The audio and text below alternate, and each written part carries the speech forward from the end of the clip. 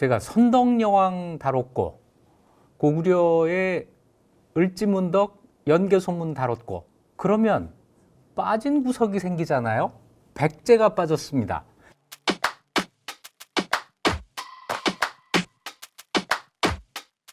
역사학에서 가장 중요한 게 뭐겠어요? 균형이 중요하죠. 백제를 채워 넣겠습니다. 자, 오늘 백제 이야기의 주인공은 흑치상지입니다. 흑치상지. 흑지상치? 삶은 달걀? 닮은 살걀? 헷갈리시죠? 저 때문에 헷갈리셨어요? 흑치, 검은니. 이 흑치가 의미가 있습니다. 그러니 흑치상지. 아주 쉽게 알 수가 있겠죠? 자, 우리가 아는 흑치상지, 교과서에도 나와요. 교과서 보면 백제 부흥운동 설명할 때 흑치상지가 나옵니다. 660년 백제가 멸망한 후에 백제 왕족 복신과 승려 도침이 주류성 괄호 충남 한산에서 군사를 일으키니 흑치상지가 운거한 임존성 괄호 열고 충남 대흥 등 200여 성이 호응했다. 여기 흑치상지가 등장합니다. 그리고 이 사람들이 뭘 해요? 일본에 가 있던 왕자 부여풍을 맞이해서 왕을 삼고 사비성을 공격했다. 이런 이야기가 나옵니다.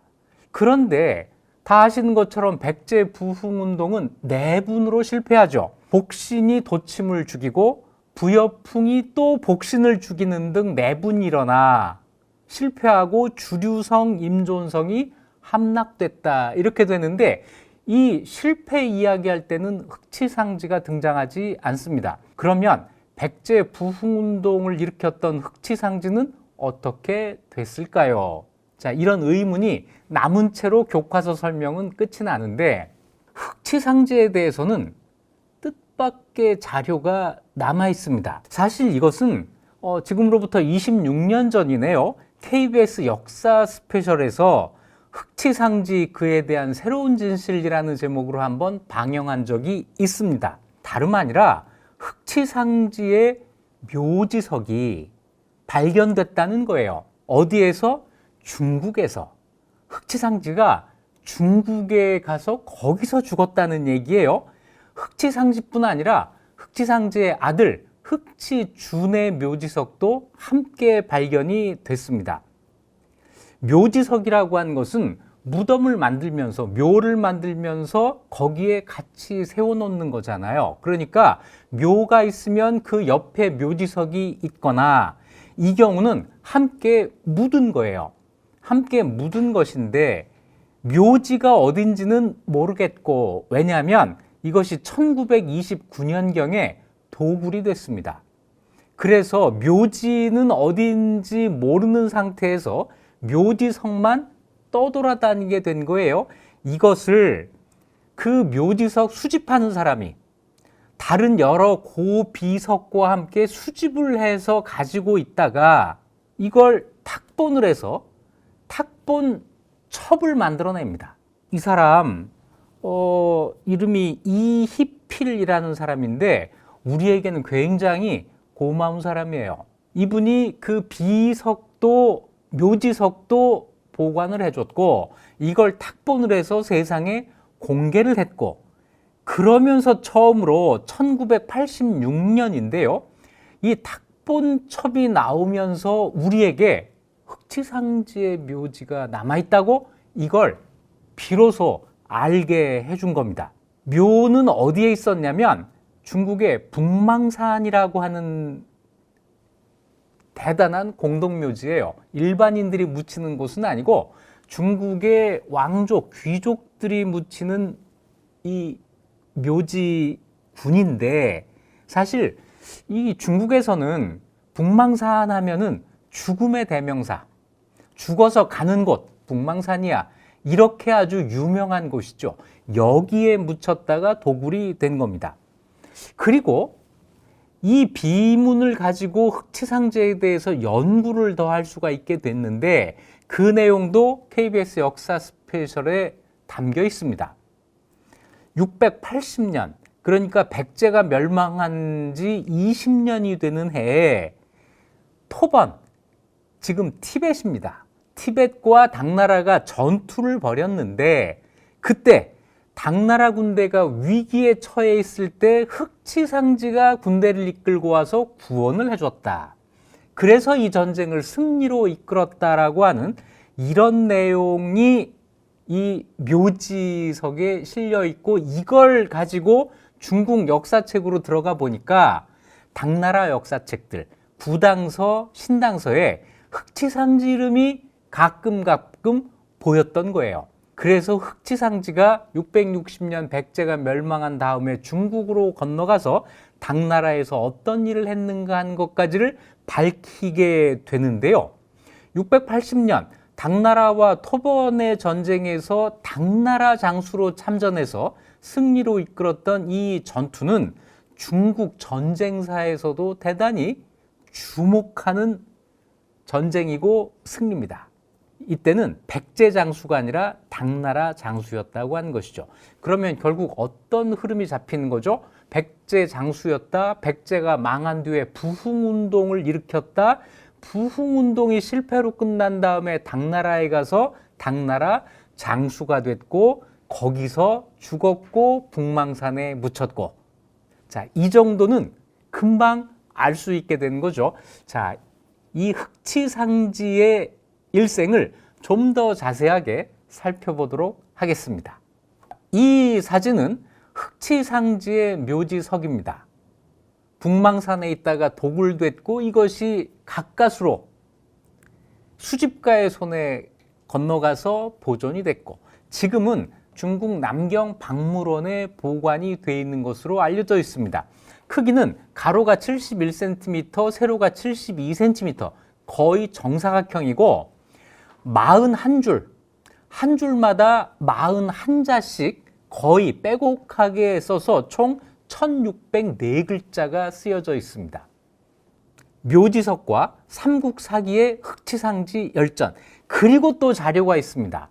당나라에서 활동을 했기 때문에 당나라 역사책, 신당서, 부당서에도 흑치상지 열전이 있습니다. 이 4개 자료를 기본으로 해서 흑치상지의 일생을 조사해 볼 텐데요. 좀 뜻밖의 사실은 삼국사기 흑치상지 열전이 신당서 흑치상지 열전을 요약해 놓은 것이라는 사실입니다. 백제 사람인데 우리 쪽 기록이 원본이 아니고 중국 쪽 기록이 원본이라는 사실, 이게 중요하죠. 누가 먼저 쓰느냐에 따라서 누구의 관점으로 쓰느냐가 결정이 되는데, 흑치상지 열전은 백제 사람의 눈으로 쓴 기록이 아니고 당나라 사람의 눈으로 쓴 기록이다. 이걸 유의하면서 읽을 필요가 있습니다. 자, 흑치상지 이름부터 보겠습니다. 옛날에는 흑치상지 가운데 어디까지가 성인지 몰랐어요. 흑시인가? 흑치시인가? 대개 4글자 이름이면 앞에 2글자가 성이 되죠. 을지, 문덕. 그런데 연개소문은 연시잖아요. 연개소문. 흑치상지는 흑치상지, 흑치상지. 자, 이것도 분명하지 않은 상태였는데 묘지문 때문에 이것이 명확하게 밝혀집니다. 이 중국에서 도굴되었다가 발견된 그 묘지문에 따르면 이런 기록이 있어요. 본래 백제 왕족인 부여씨였는데, 백제 왕들의 성이 부여씨인 건 다 아시죠? 다시 얘기해서 흑치상지가 백제의 왕족이었는데 흑치 지방에 봉해져서 흑치씨가 되었다라는 기록이 나옵니다. 다시 얘기해서 흑치가 지명이었던 거예요. 그리고 그 지명 때문에 흑치라는 성이 생기게 됐다. 이렇게 설명을 하고 있는 겁니다. 그렇다면 이 흑치가 어디냐라고 하는 게 문제가 될 텐데요. 사실은 이 비문이 나오기 전에 흑치가 지명이야 라고 생각한 아주 천재적인 역사학자가 있었습니다. 우리나라 사람이에요. 조선 후기에 허목이라는 사람이 있는데요. 미수 허목이라고 불리는 사람이 있는데, 이 사람이 이 묘지문이 나오기 전에 이미 흑치는 지명이야 라고 생각을 합니다. 그래서 그 이 흑치가 어디냐 이거를 연구해서 밝혀놓은 글이 있습니다. 여기에 따르면 흑치는 일본이다. 이거는 정말 놀라운 발견이에요. 흑치가 지명이고 그게 일본이다라고 생각한 거예요. 아마 허목은 백제와 일본이 아주 밀접한 관계에 있었다는 사실을 알고 있었던 것 같아요. 그래서 일본인데 이 일본은 귀인들이, 그러니까 높은 신분의 사람들이 이에 검은칠을 하는 풍속이 있다라고 써놓습니다. 꼭 심영래 씨 연구 없다 할 때 뭐 그런 거예요. 이에 검은. 자, 뭐 이런 풍습이 있다고 하는데 문제는 허목만 이런 이야기를 하고 이 말을 뒷받침할 수 있는 다른 자료가 전혀 없다는 거예요. 일본이 흑치라고? 도대체 이게 근거가 어디에 있는 거지? 모르는 상태에서 그대로 지나갑니다. 그러다가 이 묘지문이 발표된 다음에 이걸 처음으로 국내 학계에 소개한 사람 중에 이도학 선생은 이 흑치가 필리핀이나 동남아시아다라고 주장을 했어요. 아니, 백제 사람인 흑치상지가 필리핀에 봉작이 된다고요? 필리핀에 봉해졌다? 이상하잖아요. 그래서 이도학 선생은 백제와 동남아시아 사이의 어떤 바다를 통한 교류, 이걸 막 이야기를 하는데 사실은 좀 선뜻 받아들이기 어려운 그런 설명이 되죠. 그래서 저도 이건 이해하기가 어려운데 이런 주장도 있다 하는 정도에서 그냥 소개를 하려고 합니다. 좀 우리의 상식 안에서 이걸 설명하는 방법은 백제 서부 사람이다라고 하는 이 묘지석에 또 그런 말이 나오거든요. 백제 서부 사람이다. 백제 서부가 뭐지?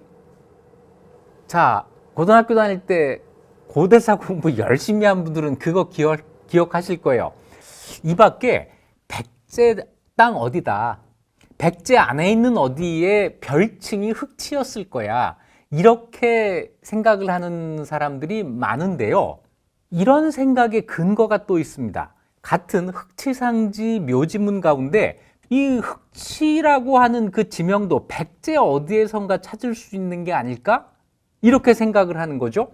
백제 어딘가에서 찾을 때 이거는 그 결과를 알고 하는 이야기입니다만, 흑치상지가 나중에 백제 부흥운동을 일으켰던 임존성, 여기가 충남 예산이에요. 이 충남 예산 지역이 흑치상주와 무슨 연고가 있으니까, 자기와 연고가 있으니까 거기에서 부흥운동을 일으키지 않았을까? 그렇다면 이 예산이 흑치가 아닐까? 아주 가느다란 실로 연결되는 추론입니다만 그 정도로 생각하는 연구자들이 많은 것 같습니다. 자, 어쨌거나 흑치가 어딘지는 모르겠는데 이 흑치라고 한 곳에 봉해지면서 흑치가 성이 되었다. 원래는 부여시였다.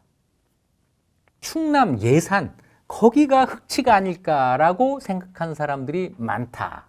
하지만 흑치가 어딘지는 아직도 밝혀져 있지 않다. 요 정도 하고 넘어가도록 하겠습니다. 자, 삼국사기 흑치상지 열전은 이렇게 시작이 됩니다. 흑치상지는 백제 서부 사람이다. 이 백제 서부라고 하는 게 뭘까? 옛날에 고등학교 다닐 때 고대사 공부 열심히 한 분들은 이거 아마 기억이 날 거예요. 백제는 서울 오부, 지방 오방, 이렇게 나누었다라는 거죠. 그렇다면 백제 서부라고 하는 것은 수도의 오부 중에 서부일 거다, 이렇게 생각할 수 있는데, 그런데 한 겹 더 들어가 보면 이게 성립이 되지를 않습니다. 왜냐하면 백제의 수도 오부는 동서남북 중부가 아니고 상하 전후 중부예요. 그러니 수도에는 서부라는 게 없는 거죠. 대신 지방의 오방이 동서남북 중방입니다. 그래서 백제 서부 사람이다라고 했을 때 이 서부는 수도의 서부가 아니고 지방의 서방을 잘못 쓴 걸 것이다 라고 지금 해석을 합니다. 자, 백제 서방 사람이다, 서방 출신이다, 이런 얘기예요. 그 다음에 나오는 이야기, 키가 7척 남짓. 7척 남짓이라고 했으니까 7척이 조금 넘는다 이런 뜻인데, 이 7척이 그러면 얼마나 될까? 이거 옛날 도량형이 지금하고 다르고 시대마다 또 다르고 해서 이거 정말 알기가 어려워요. 7척 할 때 이 척, 1척이 주나라에서부터 중국, 한나라까지 쓰이는 것은 23.1cm입니다.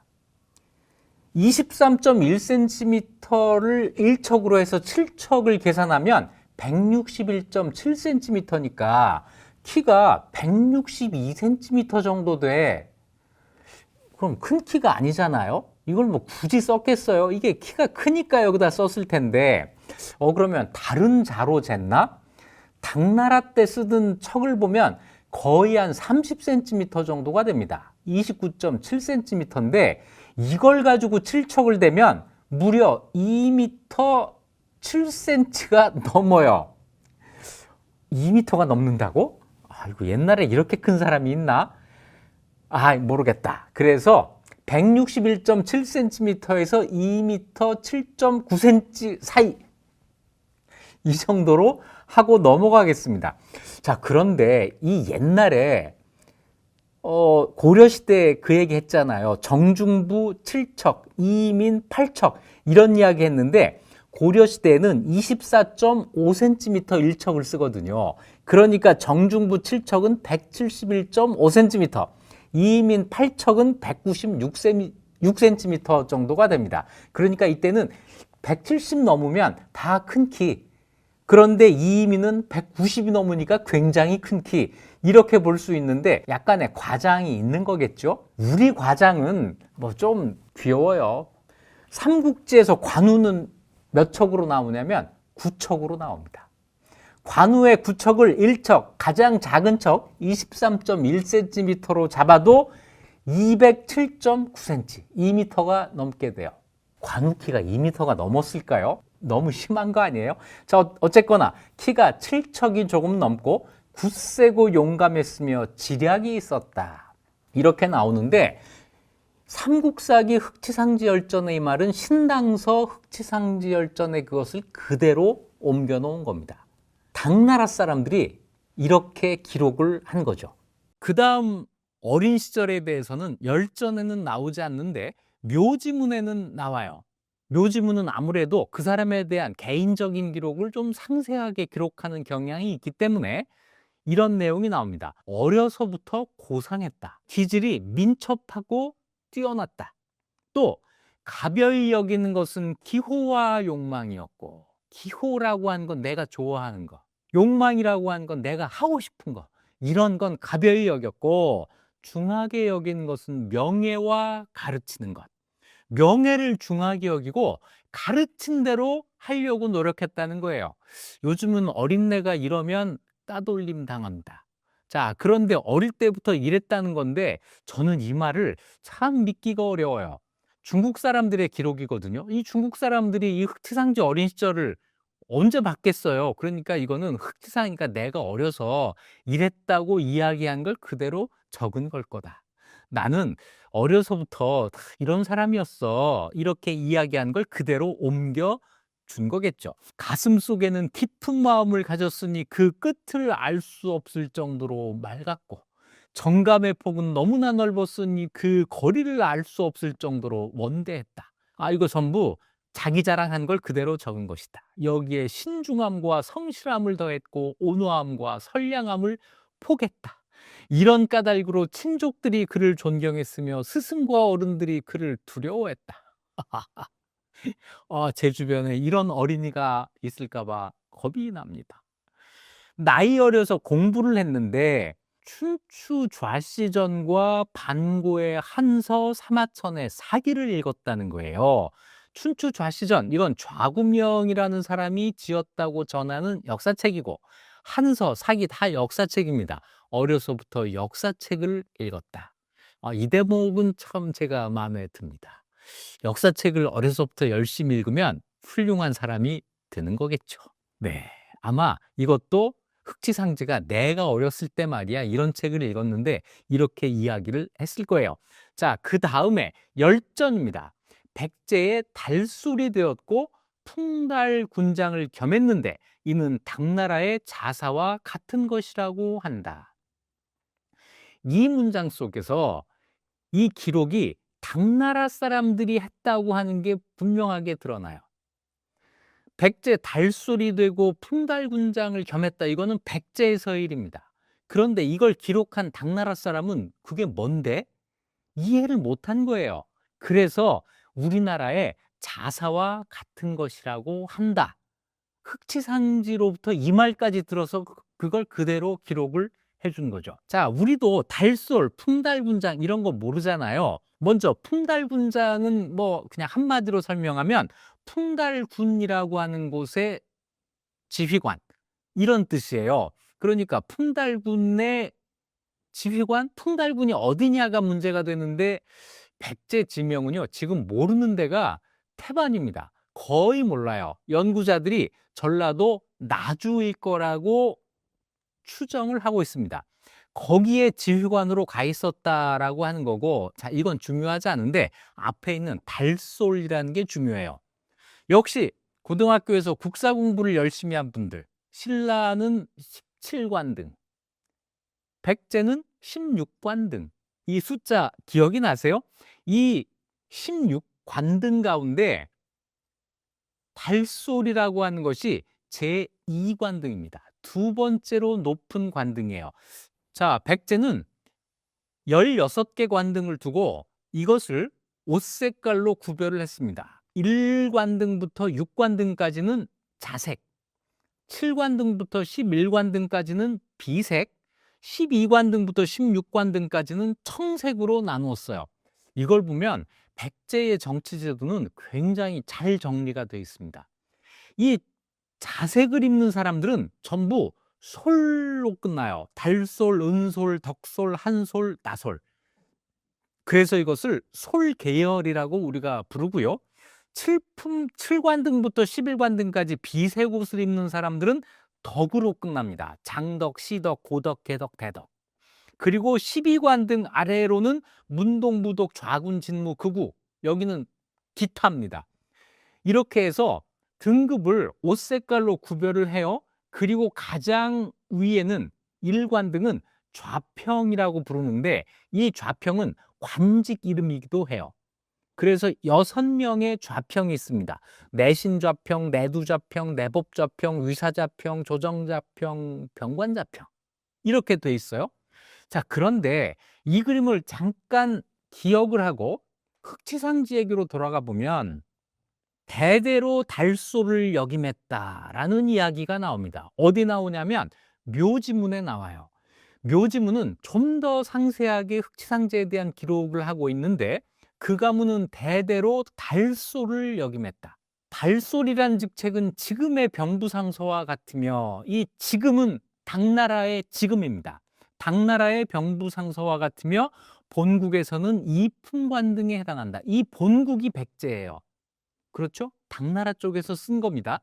증조부의 이름이 문대, 할아버지 이름이 덕현, 아버지는 사차인데 모두 관등이 달솔에 이르렀다. 그러니까 증조부, 조부, 아버지, 흑지상지까지가 전부 달솔까지 됐다는 거예요. 20세가 안 되어 가문의 신분에 따라 달솔을 받았다. 20대가 안 됐으니까 10대 후반에 달솔이 됐는데 가문의 신분에 따라서 됐다는 거잖아요. 이걸 이렇게 가만히 놓고 보면 어떤 느낌이에요? 흑지상지의 집안은 가만히 있어도 달솔까지 될 수 있는 집안, 이 이야기죠. 흑지상지가 20살도 안 돼서 가문의 신분에 따라서 무려 2등급까지 올라간 거니까 가만히 있어도 2등급까지 갈 수 있는 집안. 그런데 증조 할아버지부터 흑지상지까지 전부 달솔이에요. 그러니까 달솔 위로는 올라가지 못하는 집안. 이것이 백제에서 흑지상지의 신분이라는 거죠. 최고 신분이 아니었다. 최고 신분이라면 좌평이 돼야 되는데 그게 안 되는 2등급 신분에 있던 사람이다. 이런 해석이 가능한 거죠. 아, 백제에도 신라의 진골, 육두품, 오두품 이런 것 같은 골품제 같은 그런 신분제가 있었구나라고 생각하게 하는 교묘한 자료입니다. 그 신분제가 백제가 골품제 같은 게 있었다고 하는, 어떤 건지는 모르지만 그런 신분제가 있었다고 하는 생각을 하게 하는 중요한 자료라는 거죠. 20살이 안 되어서 달솔이 됩니다. 흑치상지는 생년이 밝혀져요. 생년이 630년입니다.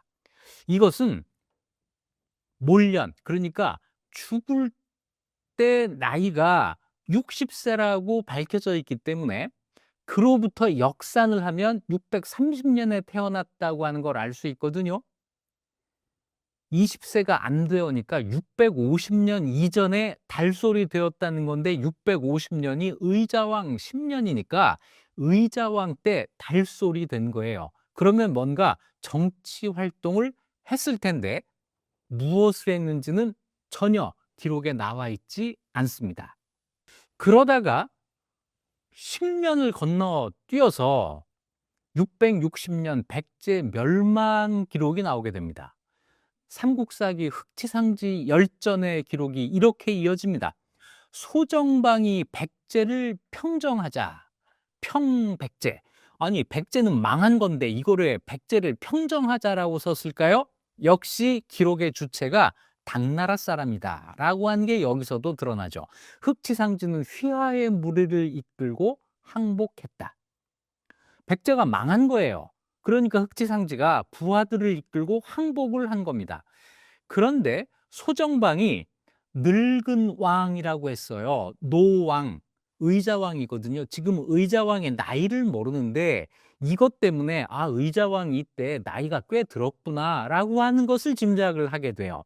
이 늙은 왕을 가두고 병사를 풀어서 백제를 약탈한 겁니다. 그러니까 흑치상지가 이를 두려워하여 라고 되어 있는데 이건 당나라 사람들이 볼 때 흑치상지가 두려워했다고 하는 거지만 흑치상지 입장에서 볼 때는 분노하여 이런 거겠죠. 주위의 추장 10명과 함께 달아났고 도망한 이들을 불러 모아 임존산에 의거해서 굳게 지켰다. 이거는 백제를 멸망시킨 당에 대한 저항운동, 다시 얘기해서 백제 부흥운동을 일으켰다는 걸 뜻합니다. 여기 임존산이라고 했는데 아마 이 임존산이 임존성을 가리키는 것이 아닐까? 그런데 제가 볼 때 고대사 연구자들은 정말 생각이 많고 따져야 할 게 많아요. 임존산이니까 임존성하고 같은 거 아니야? 이렇게 생각할 수 있는데 임존성은 임존성이고 임존산은 임존산이고 이거 다른 거야 라고 해서 또 임존산의 위치를 찾는 이런 연구자들이 있습니다. 자, 어쨌거나 여기서는 그냥 쉽게 임존산, 임존성에서 백제 부흥운동을 일으켰다 이렇게 설명하는 정도에서 지나가겠습니다. 열흘이 되지 않아서 도망쳐 돌아온 자가 3만이 되었다. 흑지상지가 임존성에서 백제 부흥운동을 일으키니까 열흘도 되지 않아서 3만 명이 여기 모였다는 거예요. 소정방이 병사를 이끌고 공격했지만 이기지를 못했다. 그래서 흑지상지가 마침내 200여 성을 회복했다. 라는 기록이 나옵니다. 이것이 삼국사기 열전에도 있고 신당서 열전에도 있고 똑같이 나와요. 자, 그 시기 아주 긴박했던 백제 멸망의 그 순간을 한번 날짜별로 정리를 해볼까요? 660년 7월 9일 날 당나라 군대가 배를 타고 기벌포에 상륙합니다. 여기에서 육로를 타고 백제 수도 사비성을 공격한 것이 7월 13일이에요. 나흘 걸렸습니다. 이날 의자왕이 사비성을 버리고 웅진성으로 피난을 가요. 사비, 지금 부여는 터가 넓은 반면에 방어 시설이 마땅치가 않습니다. 웅진, 공주는 터가 좁은 대신에 주위에 산이 있어요. 웅진이 그래서 백제 수도가 됐던 거잖아요. 여기로 대피를 했는데 거기에서 5일 만에 항복을 합니다. 이것이 7월 18일이에요. 흑지상지도 아마 이때 웅진에 있을 때 같이 항복을 했던 것으로 보입니다. 그때 흑지상지 나이가 31살이에요. 백제가 멸망한 다음에 9월 3일 날 의자왕과 왕비, 왕자들, 대신과 장수들 88명, 그리고 백성 12,870명, 요 숫자도 기록마다 다른데 어쨌거나 삼국사기 본기에는 이렇게 나옵니다. 이 사람들을 당나라로 끌고 가요. 그리고 당연히 당나라 군대가 백제 수도를 중심으로 하는 자기들이 점령한 지역에서 약탈을 했겠죠. 병사를 풀어 약탈하자. 삼국사기 열전의 기록이 바로 그걸 가리키는데, 이때 흑지상지가 거기서 이탈을 하는 겁니다. 사비성에서 이탈을 해서 임존산에서 백제 부흥운동을 일으켰다는 것인데, 아마도 가장 먼저 부흥운동을 일으킨 것이 흑지상지가 아닐까 하는 생각이 들어요. 아, 임존성은 어디냐면, 이것도 역시 연구자들마다 여기다 저기다 지금 말들이 많은데, 다수설은 충남 예산에 있는 대흥산, 대흥면 대흥산으로 보는 경우가 많습니다. 자, 여기로 와서 백제 부흥운동을 일으켰는데 삼국사기에 이런 기록이 나옵니다. 8월 26일 날 당나라 군대가 임존의 목책을 공격했는데 상대 군사가 많고 지세가 험하여 이기지 못했다. 소정방이 공격해서 결국 패배한 이 전투의 날짜가 8월 26일로 나옵니다. 항복한 게 7월 18일이에요. 소정방이 공격한 게 8월 26일이니까 그 사이에 흑지상지가 임존성에서 부흥운동을 일으켰다라고 하는 게 되는 거죠. 그래서 가장 먼저 일으킨 것이 아닌가라고 생각을 하게 되는데요. 자, 이래서 흑지상지의 백제 부흥운동에 대한 기록이 열전에 나오는데 묘지문에는 이 내용이 없습니다.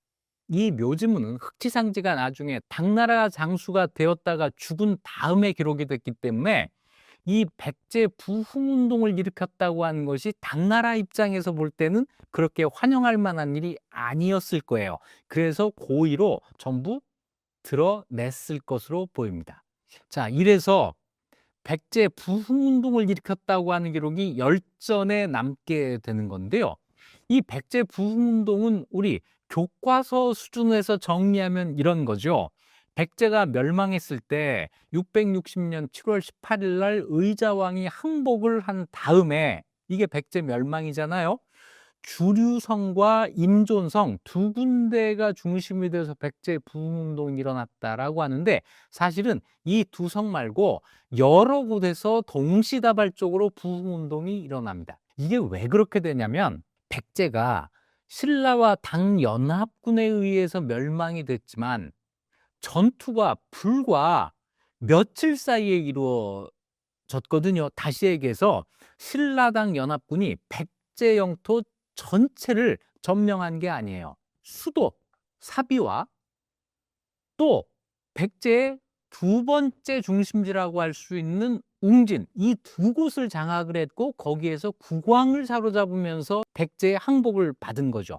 뒤집어 이야기하면 사비와 웅진 이외 모든 지역들은 아직 신라 당연합군과 전투를 벌이지 않은 상태로 군대가 유지되고 있었던 거예요. 그랬기 때문에 각지에서 백제군이 부흥운동을 일으킬 수 있었던 거겠죠.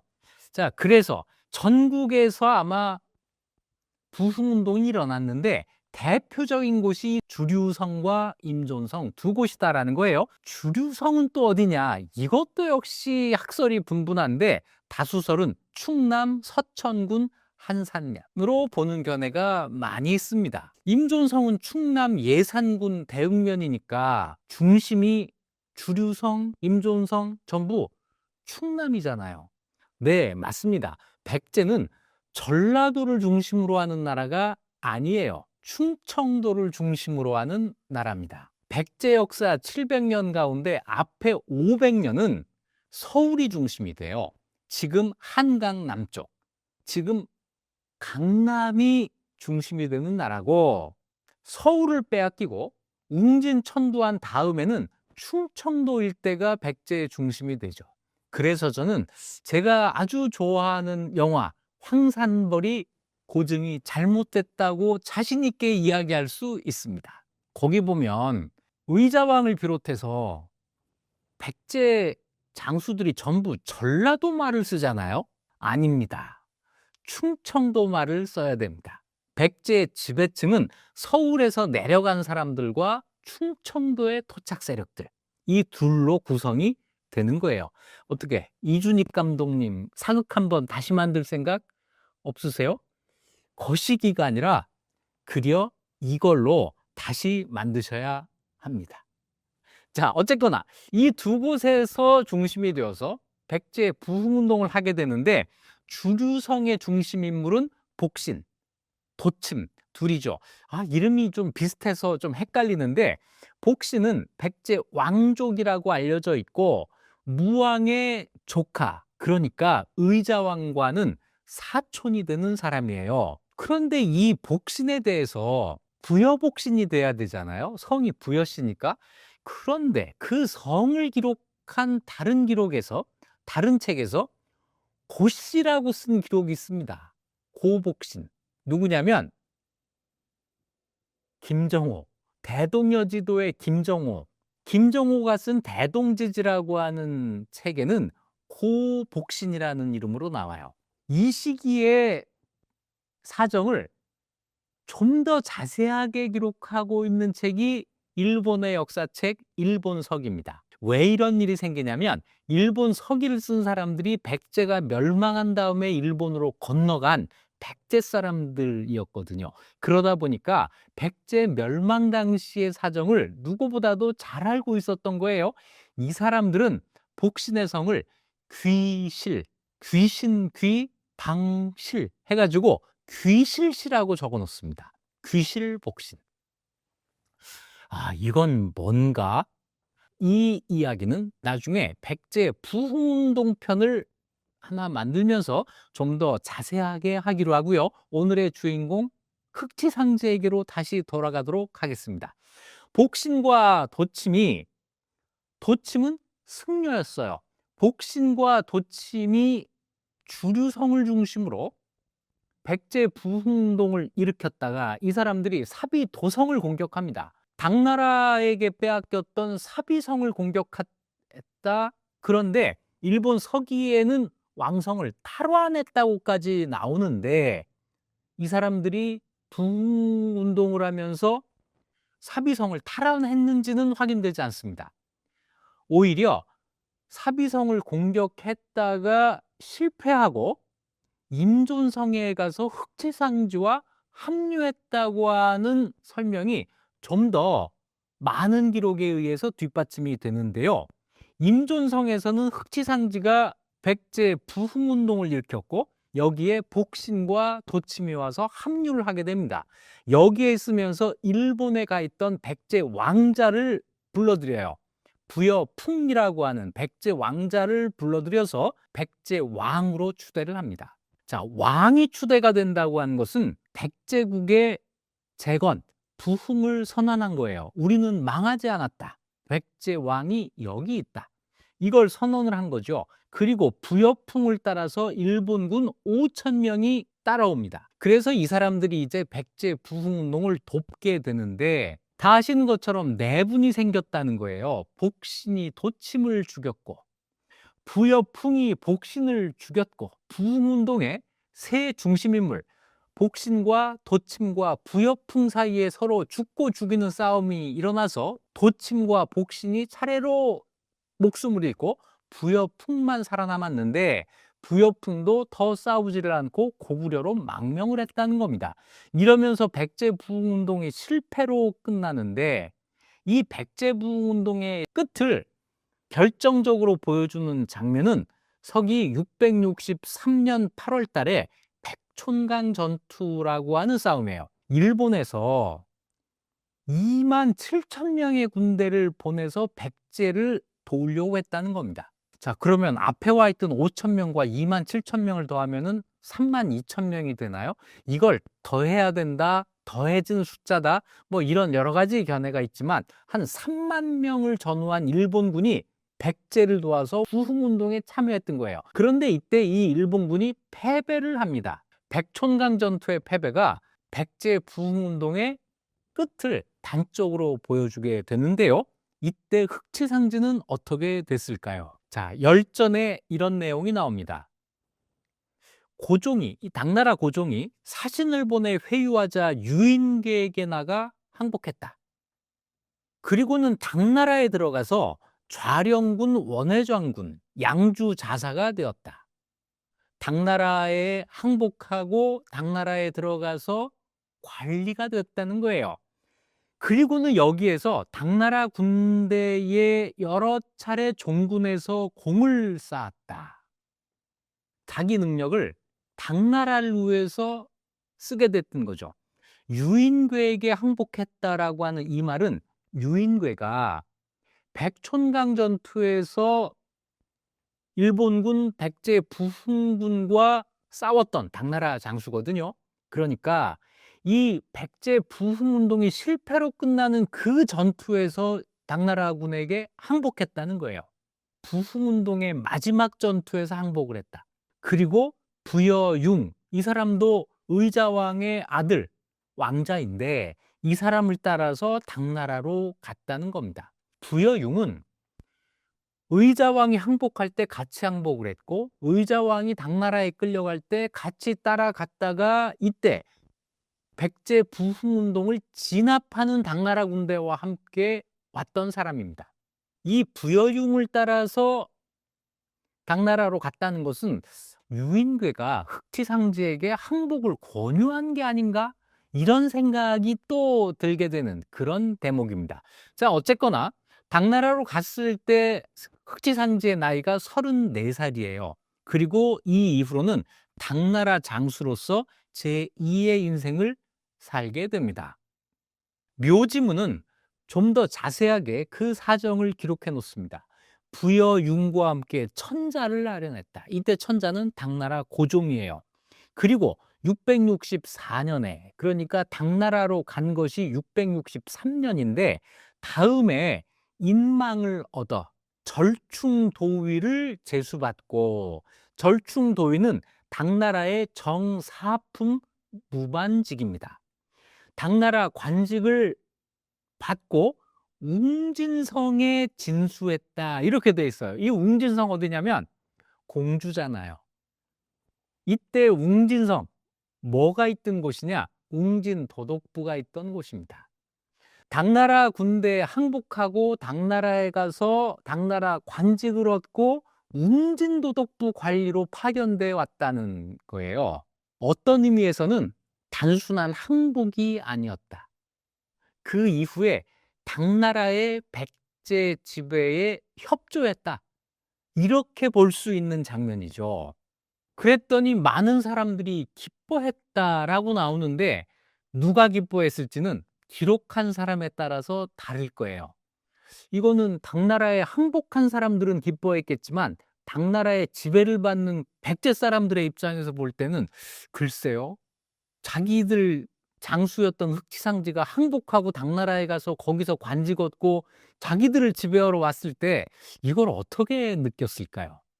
마냥 기뻐하지는 않았을 것이다, 이런 생각이 들죠. 자, 어쨌거나 다시 백제로 옵니다.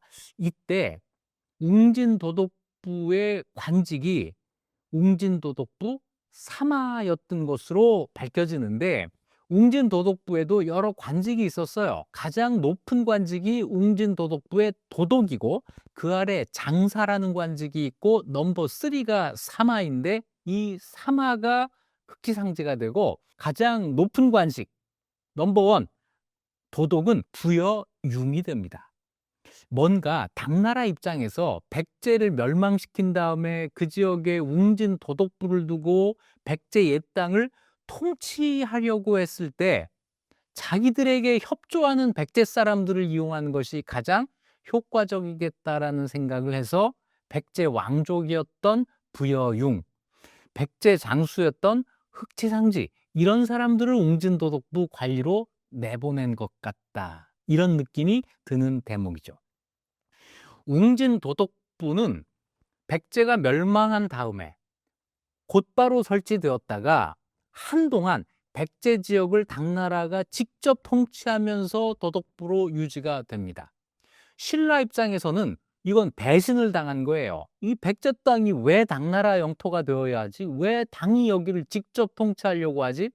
신라가 기회를 엿봅니다. 그런데 고구려가 남아있는 한 여기에 반발할 수도 없었어요. 668년에 고구려가 멸망한 뒤 671년에 신라가 웅진도독부를 공격합니다. 직접 문무왕이 군대를 이끌고 와서 웅진도독부를 공격해요. 그래서 이 지역에 있던 당나라 세력을 몰아내고 소불이주라고 하는 곳을 설치하면서 신라 땅으로 완전히 편입을 하게 되는데, 그 사이에 흑치상지가 웅진도독부의 사마라는 관직을 가지고 백제에 와 있었다, 웅진에 와 있었다, 이런 이야기죠. 671년에 웅진도독부도 없어지고 옛 백제 땅이 완전히 신라 영토가 된 그 다음에 흑치상지는 당나라에서 생활을 하면서 그곳에서 활동을 합니다. 678년 신당서열전에 나오는 이야기입니다. 678년에 당이 티벳과 전쟁을 할 때 흑치상지가 등장해요. 이해에 이경현과 유심예라는 사람을 따라서 포번, 티베트를 공격했다라는 기록이 있습니다. 그런데 유심예가 패배하고 이경현도 퇴각을 하려고 하는데 진흙도랑에 막혀서 군대가 나아갈 수가 없었다. 그러니까 전투에서 패배하고 후퇴하려고 하는데 진창 속에 빠져서 말들이 전부 허우적거린 거예요. 그러면 고스란히 거기에서 다 죽게 되는 거 아니에요? 티벳군은 이때 높은 곳에 주둔하고 있으면서 당나라 관군을 압박했다. 이런 위기 상황에서 상지가, 흑치상지죠, 결사대 500명을 거느리고 적의 진영을 기습해서 수백 명을 죽였다. 티벳 군대를 공격한 거예요. 적의 우두머리 발지설은 군대를 버리고 달아났다. 이 공을 황제가 인정을 해줘서 좌무의 장군으로 발탁했고 이어 하원군 부사로 승진했다. 이런 기록이 나옵니다. 여기 패장이 될 뻔한 이경현은 이 당나라에서 굉장히 높은 사람이에요. 중서령 관직까지 오른 사람입니다. 특히 이때 측천무후가 권력을 잡고 있을 때거든요. 이경현은 측천무 정권의 실세였던 사람이에요. 그러니 이경현을 구해준 흑치상지의 공로가 정말 크게 인정받을 수 있었을 거예요. 그래서 좌무의 장군에 임명되었다는 건데, 좌무의는 좌무의, 우무의, 이 무의가 당나라 금군입니다. 황궁을 경호하고 수도를 방어하는 핵심 군사력이고 장군은 정삼품관직이에요. 굉장히 높이 올라간 겁니다. 그런데 지방에 가서 싸움을 하고 하원군 부사로 승진했다고 하는데, 이 하원군은 어디냐면 저 중국 안쪽에 황하의 발원지, 거기 청해호라고 하는 큰 호수가 있거든요. 이 청해호의 동쪽입니다. 굉장히 멀리 간 거예요. 묘지문에는 이 기록도 좀 자세히 나옵니다. 청해 지방에서 큰 공을 세웠다. 중서령 이경현이 하원도 경략 대사가 되자 군사들이 그의 지휘권을 빼앗았다. 왜 그랬는지는 모르지만 그런 일이 있었다는 거예요.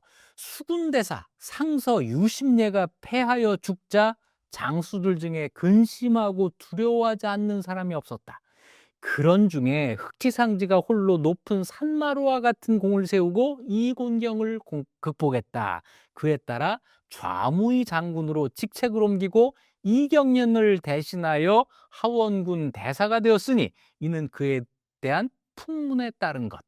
그 소문이 나가지고 이런 높은 관직에 올랐다라고 하는 겁니다. 자, 누구랑? 티벳과 싸웠다. 티벳과 또 한 번 전투를 벌입니다. 678년 전투에 이어서 679년에 티벳 장수 찬파 등이 당나라 국경을 침범을 한 거예요. 이때 양비천이라고 하는 곳에 준우를 했는데 이때 또 이경연이 패배하자 이 사람은 계속 패배하네요. 상진은 정예기병 3,000명을 이끌고 밤에 그 군대를 기습해서 2,000명의 목을 베고 양과 말 수만 마리를 노획했다. 티벳 장수 찬파는 홀로 말을 타고 도망했다. 곧 하원도 경략대사에 임명되어 하원에 주둔했다. 이것이 아까 묘지문에 나왔던 이경련을 대신해서 대사가 되었다라고 하는 그 얘기예요. 지금 이 기록은 신당서 열전에 나오는 이야기입니다. 그로부터 2년 뒤 찬파가 청해에 진영을 설치하자 상진은 급히 달려가 그 진지를 기습하여 격파하고 군량 창고를 모두 불태웠으며 양, 말, 갑옷, 수급을 셀 수 없이 노획했다. 군대를 통솔한 지 7년 동안 티벳이 그를 두려워하여 감히 변경을 침범하지 못했다.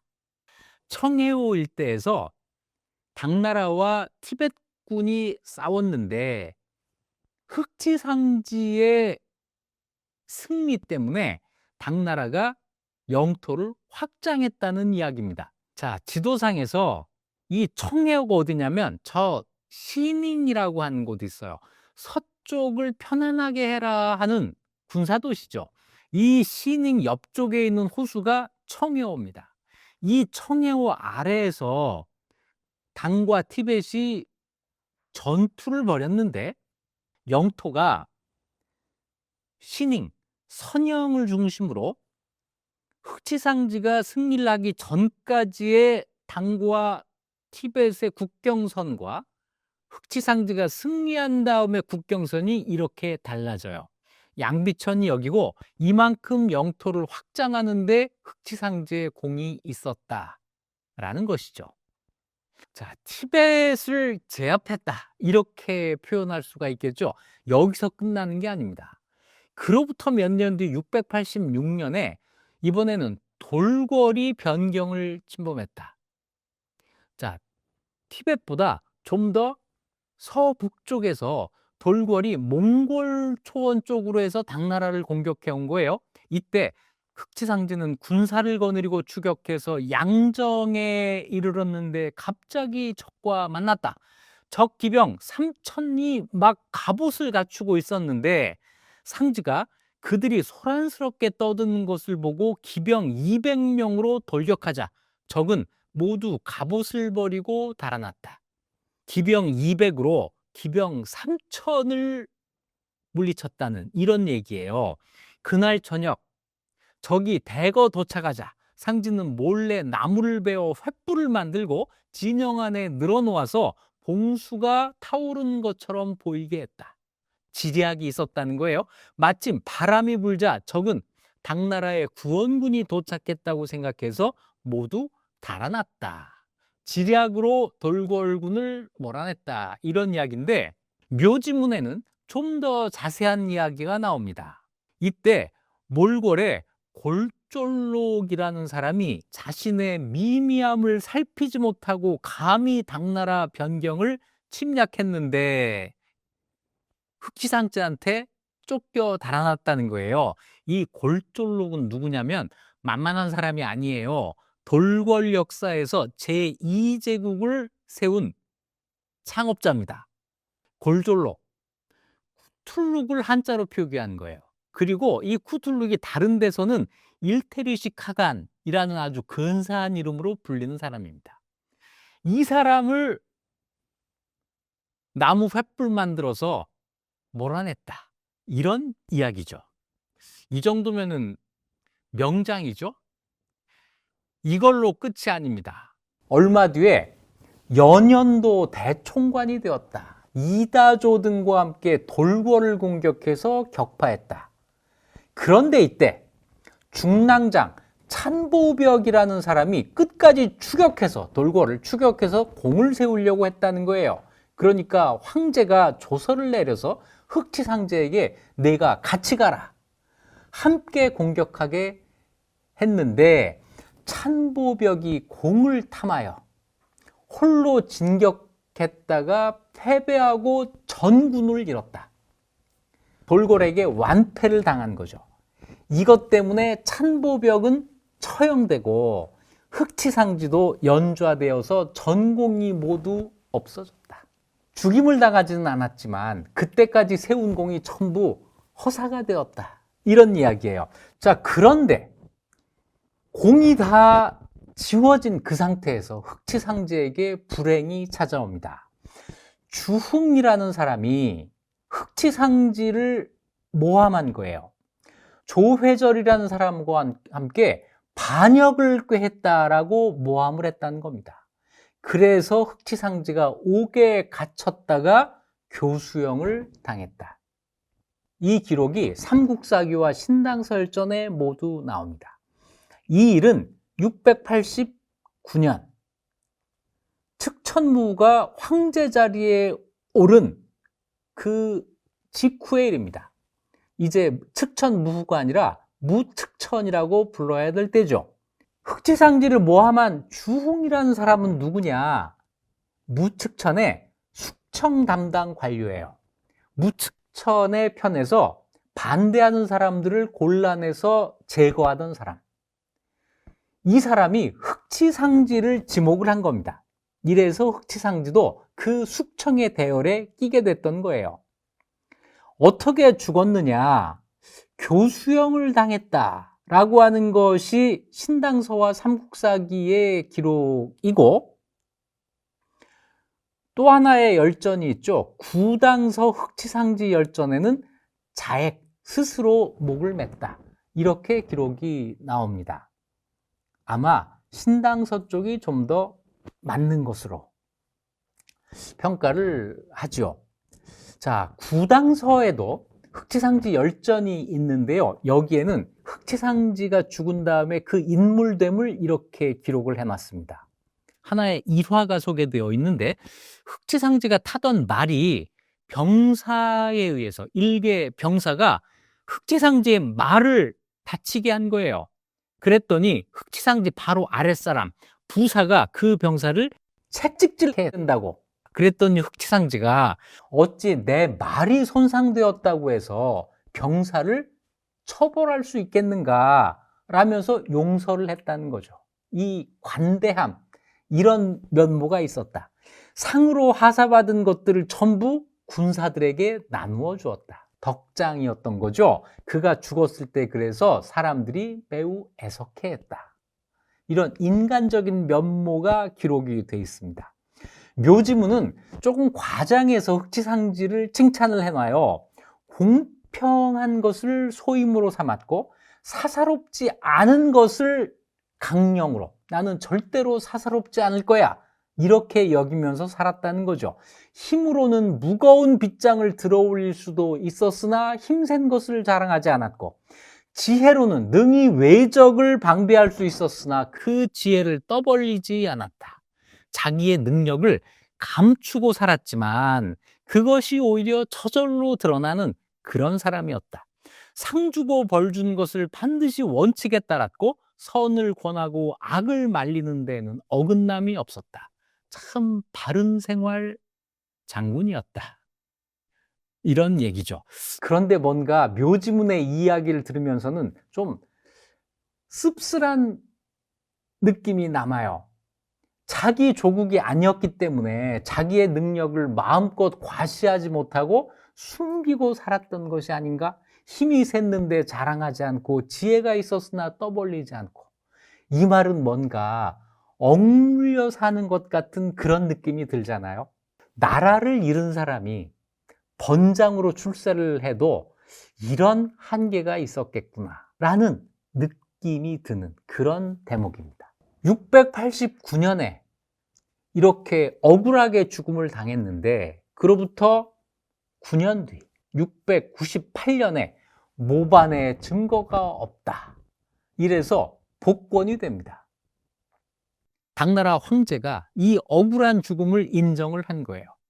그래서 명령을 내려서 황족, 귀족들이 묻히는 북망산에 묘를 만든 것을 허락을 합니다. 그래서 북망산으로 이장을 했고, 그래서 이 묘지석이 북망산에서 발견이 될 수가 있었던 거죠. 그런데 북망산에는 흑치상지의 묘지석뿐 아니라 그 아들 흑치준의 묘지석도 함께 발견이 됐는데요. 흑치준의 묘지에 따르면 조상들이 어느 나라 사람이었는지와 무관하게 당나라 사람으로 나고 자란 겁니다. 그래서 우금오위부 중랑장, 당나라의 종사품관직까지 올라갔는데 31살의 나이로 병사를 합니다. 그래서 더 뚜렷한 활동이 기록되지를 않아요. 이래서 흑치상지의 흔적이 모두 사라지는가 싶었는데 뜻밖의 곳에서 흑치상지의 딸의 존재가 나와요. 어디냐면 중국 산서성 태원시에 철룡산 석굴이라는 게 있거든요. 이 석굴에 번호를 매기는데 21굴, 그러니까 21번 굴, 여기에서 불상이 만들어집니다. 삼세불상. 그리고 여러 불상이 만들어지는데 이 불상을 만든 사람이 누구냐? 순장군이라고만 나와요. 순장군. 이 순장군에 대한 기록이 순장군 공덕기라고 하는데 나오는데, 순장군은 성이 물부시고 이름은 순이다 해서 물부순 이렇게 됩니다. 이 물부라고 하는 성은 어디에 있는 걸까? 이거 백제 사람일까? 아니다. 그보다는 아마 일본 사람이었을 가능성이 크다. 다시 얘기해서 이 물부씨는 일본에서 당나라로 들어간 번장이었던 거죠. 일본 사람과 결혼한 사람이 누구냐? 흑치상제의 딸이었다는 거예요. 흑치상제의 사위 물부순이 나오면서 그 딸의 존재가 확인되는 거죠. 706년에 물부순 장군과 그 아내 흑치 씨가 이 석굴에 불상을 만들었다고 하는 기록이 남아 있습니다. 이러면서 흑치상제의 흔적이 어렴풋하게 있는 거죠. 자, 그 뒤에 흑치 씨가 중국에서 어떻게 살았는지는 지금 확인할 길이 없습니다. 흑치상제에 대한 평가 어떻게 될까요? 한동안 잊혀진 인물로 남아요. 잊혀진 인물로 남다가 신채호가 조선상고사라고 하는 책을 쓰는데, 이 조선상고사는 1931년에 단군조선부터 백제 멸망까지를 기록한 한국 통사입니다. 백제 멸망으로 끝이 나는데 그러다 보니까 흑치상제 이름이 등장하게 된 거죠. 여기에서 신채호는 흑치상제에 대해서 조국과 동료를 배신한 변절자, 배신자라고 평가를 합니다. 2번 항복을 했어요. 백제가 멸망할 때 의자왕을 따라서 1번 항복을 했고, 백제 부흥운동이 실패할 때 이때 당나라 군대에 항복을 했습니다. 그 뒤로 당나라에 협조해서 웅진도독부의 관리로 파견된 당나라의 앞잡이가 된 거죠. 신채호는 이 흑치상제에게서 누구 얼굴을 봤을까요?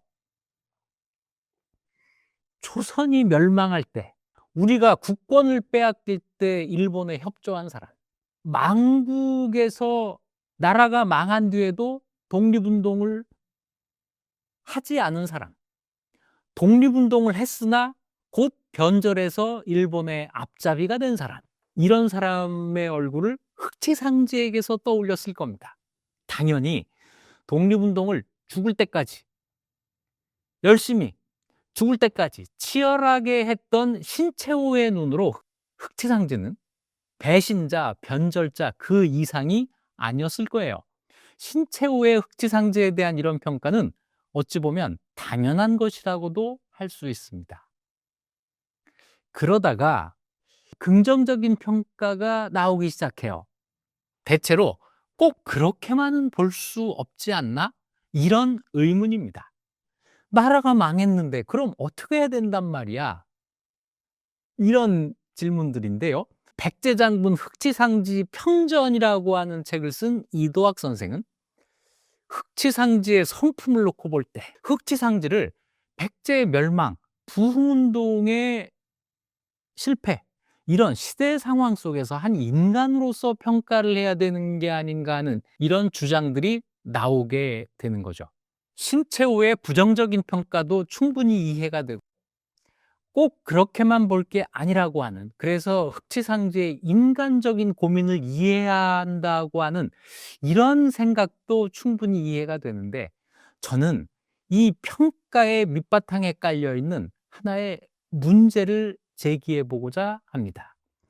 나라가 망하면 그 국민들은 어떻게 살아야 하는가라고 하는 것이죠. 백제가 멸망했습니다.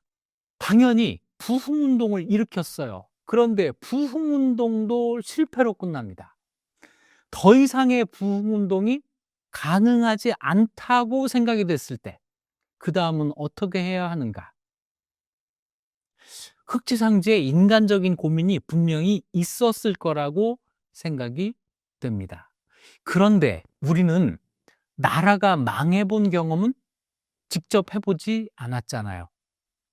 물론 우리 조상들은 해봤지만 100여 년 전에는 그런 경험을 해봤지만 우리는 나라가 망한다고 하는 것을 생각도 하지 못하잖아요. 그런데 이 나라가 망하면 나는 무엇을 위해 살아야 하나? 내 행동의 옳고 그름을 판단하는 기준이 과연 무엇이 있을까? 뭔가 허공에 붕 떠서 발 디딜 곳이 없는 그런 상태가 되지 않을까? 이런 상태에서 어떻게 살아야 되나 하는 이 고민을 흑치상지는 했을 것 같아요.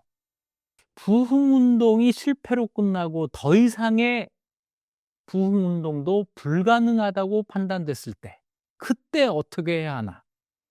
내가 이 나라와 함께 죽어야 하나? 아니면 내 나라를 멸망시킨 저 나라에 가서 열심히 살아야 하나? 두 가지 생각을 모두 할 수 있을 거라고 생각을 합니다. 그런데 한 가지, 흑치상지에 대해서 생각할 때, 흑치상지를 평가할 때 한 가지 생각할 것이 있습니다. 이때는 지금과 다르다.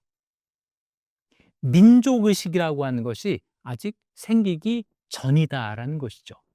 신채호가 일본과 끝까지 싸울 수 있었던 것은 강렬한 민족의식을 가지고 있었기 때문입니다. 신채호 말고 수많은 사람들이 끝까지 일본과 싸우면서 독립운동을 할 때는 그 사람들을 뒷받침해 줄 뭔가 힘, 정신이 있었기 때문에 그래요. 그것이 민족의식, 민족정신이라고 할 수 있는 것이죠.